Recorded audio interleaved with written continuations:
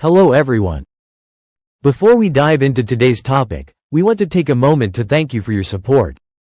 Every like, comment, and subscription truly makes a difference and helps this channel grow.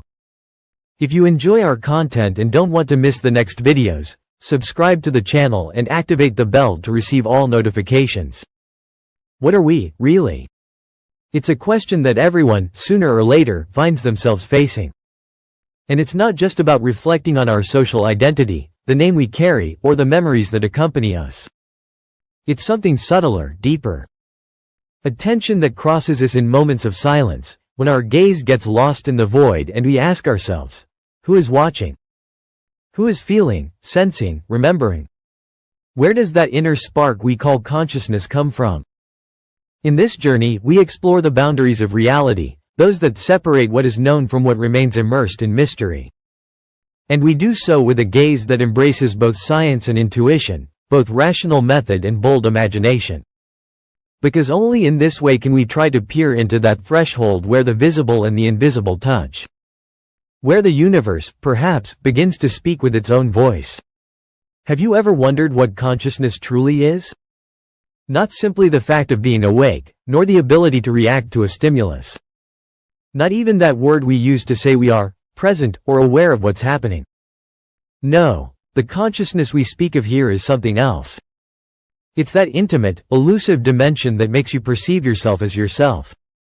It's the sense of being alive, the silent echo of the I, observing the world from deep within one's being. For centuries, philosophers and thinkers have passed this question like a torch lit in the darkness.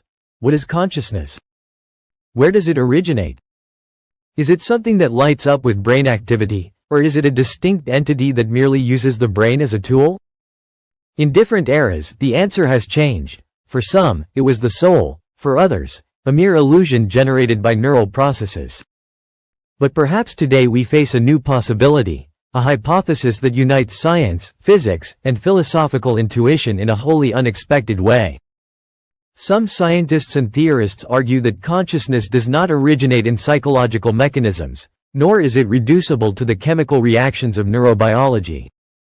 According to this radical perspective, consciousness might be inscribed in the very laws of reality. More precisely, in the deep structure of quantum physics. We are in the heart of the human brain. Here, billions of neurons communicate through electrical signals, forming that complex network of activity we associate with the mind.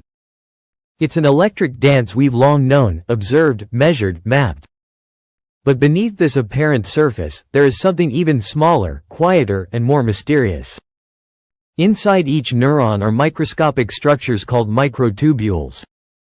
For years, science considered them mere cellular scaffolding, structural elements that give shape and stability to the cell.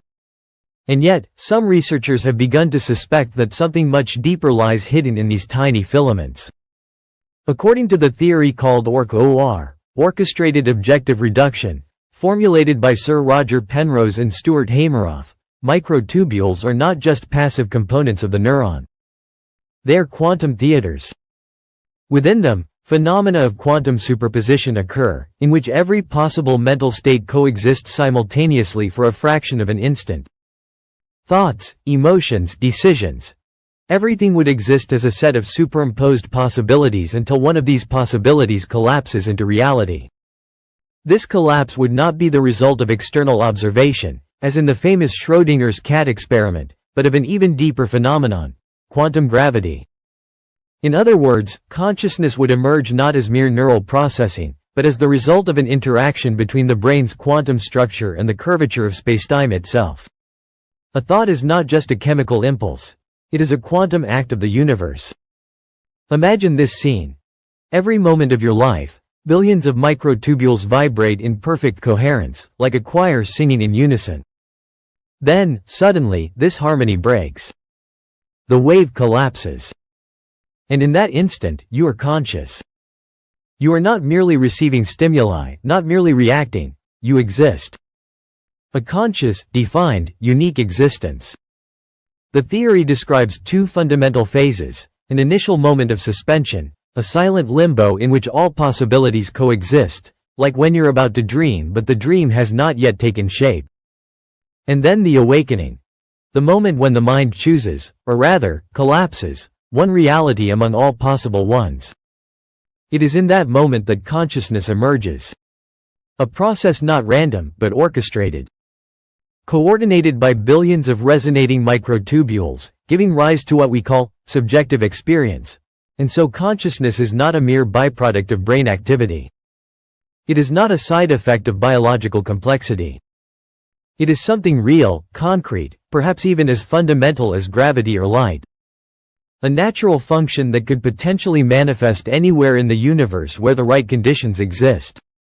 Like radio waves searching for a tuned-in receiver, consciousness might emerge whenever a structure can sustain this quantum coherence. The implications are staggering. If this theory is correct, consciousness could exist outside the human brain. It could manifest in other beings, in life forms not yet understood, or even in artificial entities, if one day we learn to replicate the right conditions.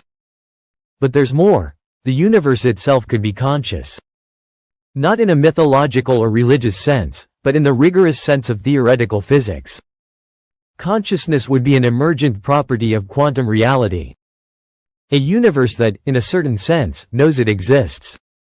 Of course, not everyone agrees. One of the strongest criticisms of this theory concerns the difficulty of maintaining quantum coherence in a biological environment. The brain is warm, wet, chaotic. Conditions which, according to classical physics, would rapidly destroy any quantum state. And yet, nature seems to have found a way. Microtubules, with their ordered and rigid structure, seem built precisely to isolate and support these extremely delicate phenomena. And perhaps it's no coincidence that they are present in every living cell.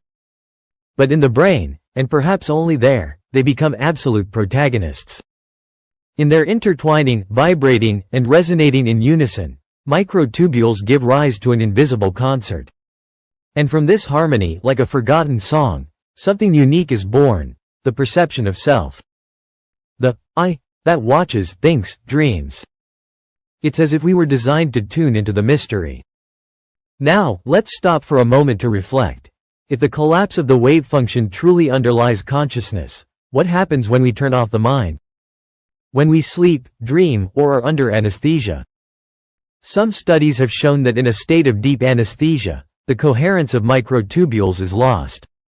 The choir dissolves. The symphony stops. And with it, consciousness also disappears. But as soon as the drug fades, the wave starts vibrating again. The collapse resumes. And you return. But are you the same as before? Or is each collapse a new self, similar but never identical? Another crucial question concerns free will. If quantum collapse is not deterministic, but neither is it random, then our choices might not simply be the sum of previous causes.